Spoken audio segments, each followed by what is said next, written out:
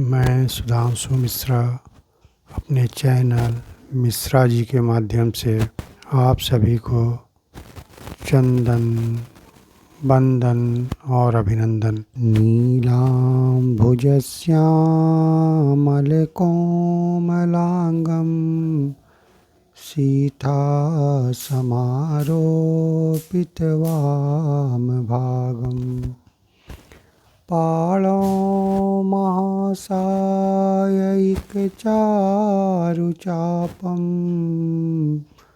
नमामि रामं रघुवंशनाथं।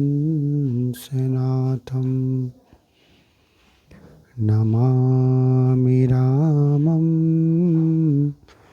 रघुवंशनाथं। प्रिय श्रोतागण, हमारे सनातन धर्म में 4 धामों का महत्व बताया गया है।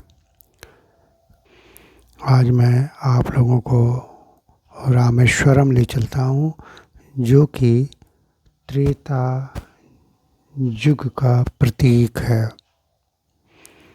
रामेश्वरम तमिलनाडु राज्य में एक हिंदुओं का प्रमुख तीर्थ स्थल है। यह 4 धाम और 12 ज्योतिर्लिंगों के लिए प्रसिद्ध है। यह 4 धाम में से एक धाम है और 12 ज्योतिर्लिंगों में से एक ज्योतिर्लिंग यहाँ भी है। यहाँ का रामायण से बहुत ही गहरा संबंध है।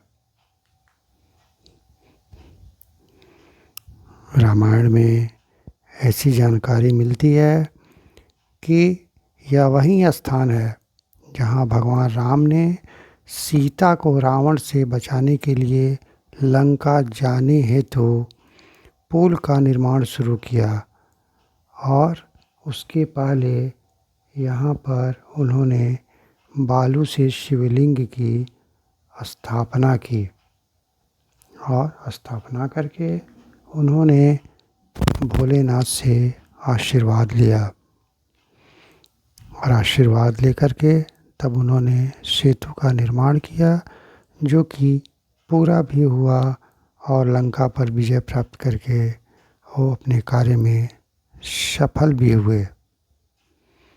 इसका नाम है रामेश्वर, यानी कि राम के ईश्वर। बड़ी अजीब सी बात है, बहुत बड़ी विडंबना है, किंतु सत्य है कि इसको रामेश्वरम का अर्थ राम ने राम के ईश्वर यानी कि शिव को उन्होंने अपना ईश्वर माना है,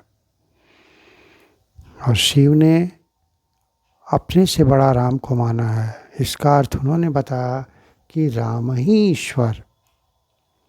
लेकिन जो भी हो, इसकी गरिमा और महत्ता तो इतनी ज़्यादा है कि फिर उसके बारे में कुछ कहा नहीं जा सकता है। रामनाथ स्वामी मंदिर भी यहीं पर है, जो कि अभी नक्काशीदार स्तंभों के लिए बहुत ही प्रसिद्ध है।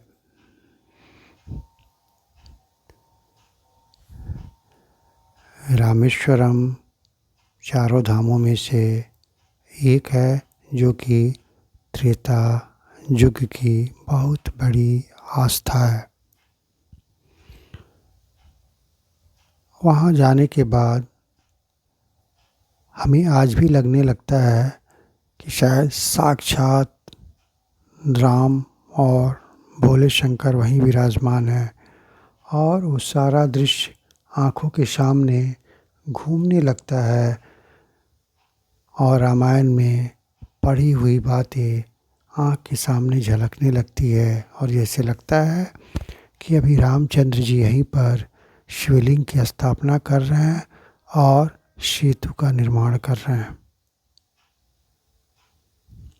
तीर्थ स्थल तो इसीलिए बनाए गए हैं कि वहाँ जाने के बाद मानव के बुद्धि का शुद्धिकरण हो जाए, और देख करके हमें ये एहसास, ये आभास होने लगे कि हमारे सनातन धर्म में ऐसे भी धर्मात्मा थे भी, ऐसे भी मर्यादित लोग थे जो कि अपनी मर्यादा को बचाने के लिए या अपने वचन को पूरा करने के लिए कड़ी से कड़ी मुसीबत का सामना करके बड़ी से बड़ी समस्याओं का समाधान करके अपने लक्ष्य की प्राप्ति में वो सफल हुए।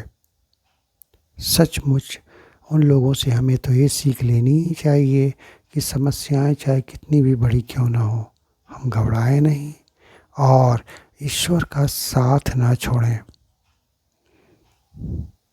ईश्वर का साथ छोड़ देने के बाद सफलता में आशंका आ जाती है, सफलता संदेह के घेरे में घिर जाती है।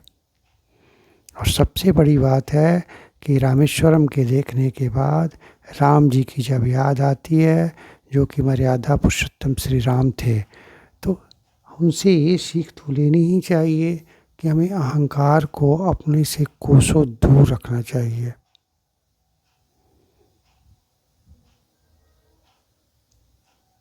रावण इनसे हर मामले में काफ़ी श्रेष्ठ था, लेकिन उसमें दो ही कमी थी, मर्यादा नहीं थी और अहंकार से ग्रसित था। इसीलिए कहा गया है कि रावण में अपने ज्ञान का अभिमान था और राम जी में अभिमान का ज्ञान था। जिसके अंदर अभिमान का ज्ञान हो जाएगा, अभिमान क्या चीज़ है, अहंकार क्या चीज़ है, यदि उसको समझ पाएगा तब वो निश्चित रूप से इसको छोड़ देगा और मर्यादित ढंग से काम करेगा और निश्चित रूप से विजयी बनेगा, जैसे कि मर्यादा पुरुषोत्तम श्री राम ने किया। कल हम तीसरे धाम द्वारिका धाम की ओर चलेंगे, जो कि द्वापर युग का प्रतिनिधित्व करता है। तब तक के लिए अपनी वाणी को मैं विराम देता हूँ। विशेष के लिए मेरे चैनल मिश्रा जी से जुड़े रहें। जय श्री राम।